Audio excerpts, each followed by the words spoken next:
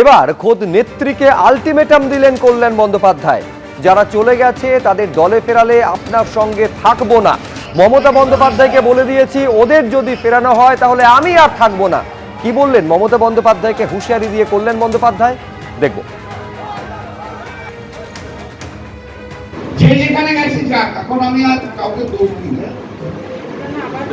যার যা মনে নিচ্ছে সেটাই করুন। যেখানে যেখানে যে ভালো থাকে সে সেখানেই ভালো থাকে। কিন্তু মমতা দিকে আমি একটি কথা বলে দিয়েছি, যদি এদের কাউকে আবার ফিরিয়ে নেন না, তাহলে আমি কিন্তু ছেড়ে দিয়ে চলে যাবো।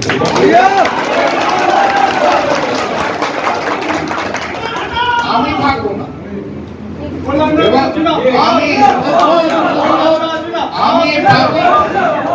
আমি পাবলিকলি বলবো যে এই লোকগুলো যদি ফিরে দিয়েছেন আপনি, আমি আপনার সঙ্গে থাকি।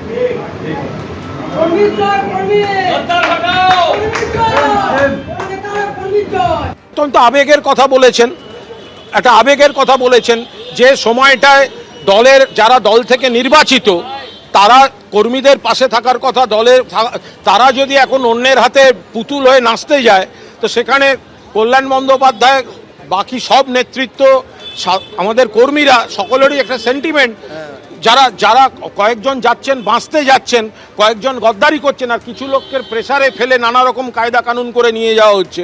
তো সেই জায়গায় দাঁড়িয়ে কল্যাণ বন্দ্যোপাধ্যায় কর্মীদের আবেগের কথাটাই বলেছেন।